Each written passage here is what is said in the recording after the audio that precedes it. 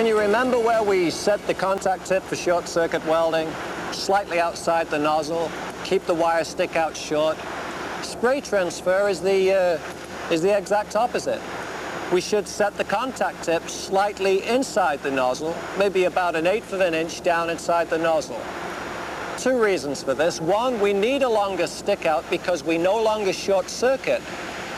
And the other reason is we want to protect the contact tip from the intense heat. The wire stick out should be 1/2 to 5/8 of an inch in length. When you put the nozzle on, make sure the contact tip is slightly recessed.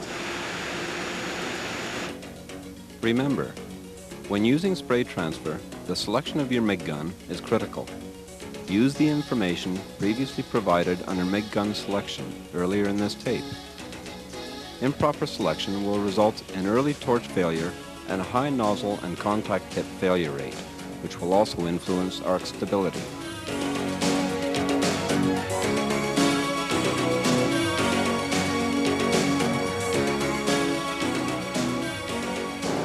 In this highly competitive industry, everybody tries to find a way to save a dollar.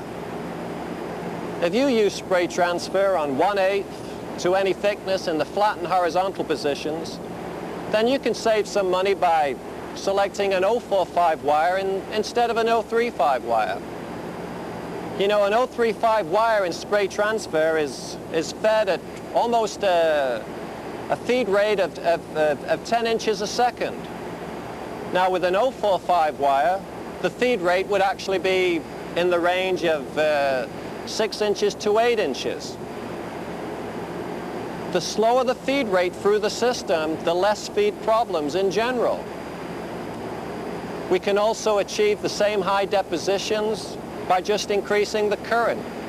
We get very good arc stability, a slightly wider voltage coverage off the larger wire. All the economical sense is there. It costs less, it's better to use. So consider 045 wire for your next spray application.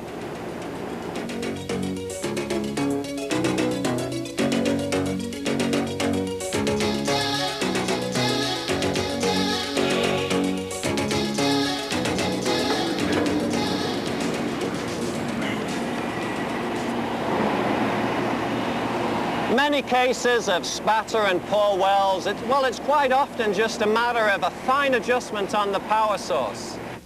Too high a voltage results in a quiet arc sound. The weld will be extremely fluid, producing an uncomfortable amount of heat for the welding operator. Smoke levels will rise as voltage increases.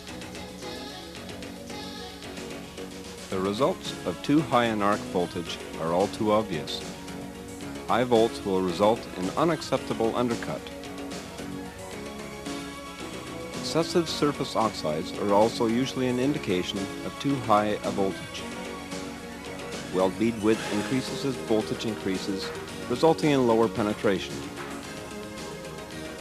A longer arc length increases the chances of the weld droplet as it is traveling across the arc cap, picking up contaminants from the atmosphere.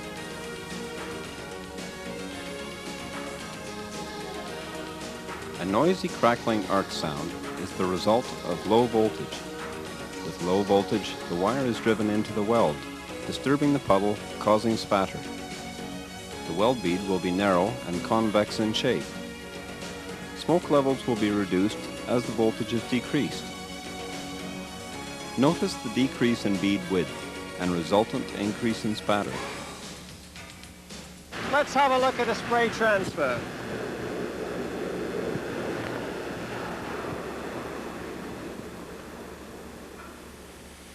A careful balance of wire feed and voltage must be maintained.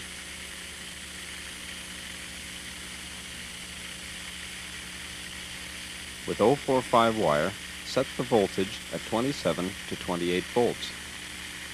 Put the wire feed at the 2 to 3 o'clock position, or 300 to 400 inches per minute.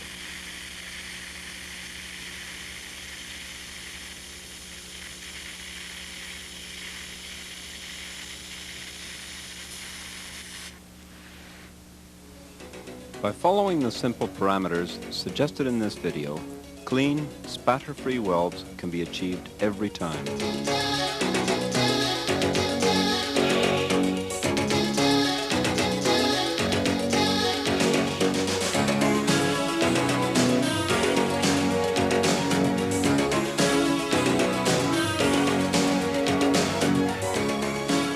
There's a lot of welding gases available on the market.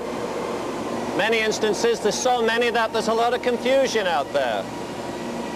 When we look at a gas today, basically all the argon mixes fundamentally will do a good weld, a good quality weld. Therefore, what should we look for in selecting an argon mix?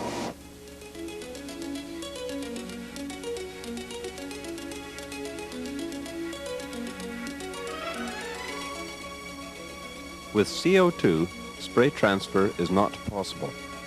The large, erratic droplets are caused by an upward, repelling force in the CO2 plasma. The arc is always unstable, producing large amounts of spatter. When the CO2 is mixed with an inert gas such as an argon, the droplet transfer changes. 75% argon plus 25% CO2 still produces erratic, large droplets unless excessive currents and voltages are used. A typical argon mix would have 5 to 20% CO2 for spray transfer.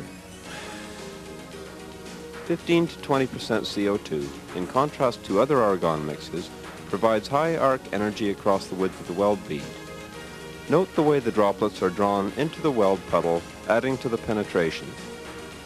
15 to 20% CO2 is an ideal mix for spray transfer on heavy plate over 1/2 inch, which requires optimum penetration with minimum porosity. On plate with poor surface conditions, such as rust or mill scale, CO2 in this range provides improved arc stability. As the CO2 content is reduced, weld droplet size decreases and falls axially. The narrow, stable arc produces central penetration. 5 to 12% CO2 is ideal on 1/8 to 3/8 inch clean plate. 2 to 5% oxygen added to argon produces weld droplet transfer similar to 5 to 12% CO2. The shorter arc length is a result of lower voltage requirements. Penetration is typically finger-shaped. 2 to 5% oxygen is ideal on 1/8 to 3/8 inch clean plate. Argon tri and quad mixes all produce stable droplet transfer, similar to argon oxygen mixes. As the reactive gases or helium content increases, the arc energy will increase proportionally. These mixes are typically used on 1/8 to 3/4 inch moderately clean plate. This particular plant, or this style of plant, would do well to put its gas at about 15 to 16% CO2.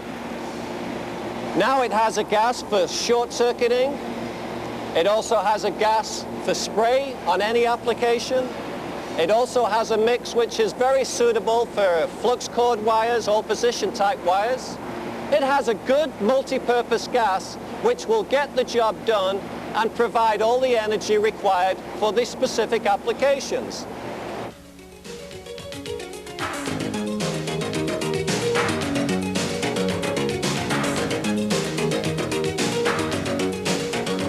What we've discussed in this training film is really understanding parameters. We don't have to remember the type of amperage for every thickness. We simply have to remember that if we're welding thin metals, that to simply put the wire feed around the 11 o'clock position, or if you have a digital wire feeder, set it up around 150 to 200 inches a minute. And remember to put the voltage for short arc at, well, 17, 18 volts. And if you're welding the very thin metals, then put the voltage at 16 volts. As we go into the thicker materials, we go into spray transfer. And with spray transfer, we simply put the voltage. Now we add another 10 volts to what we had when we were short-circuiting welding, so 27 volts. Put the wire feeder around about the 2 o'clock position. Or again, if you have a digital wire feeder, put it about 400 inches a minute. Then make slight adjustments on the arc. If you see spatter, it usually means the wire is driving into the weld. If you slightly increase your voltage, a gap will be created between the end of the wire and the weld, and we will have less spatter. So you can either slightly increase voltage or slightly reduce the amount of wire that's running into the weld. That's what spatter is. It's the wire running into the weld. We'd like to thank Fruhoff Trailer Company here in Canada for their cooperation in making this training film. And we hope it will be of some benefit to you. Thank you.